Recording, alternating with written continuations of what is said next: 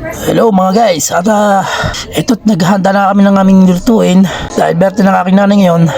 60th birthday nga pala niya. Ayan, nagagayat kami ng mga gagamitin namin pang minudo. Ayan, gagayat kami ng pork kasim dyan.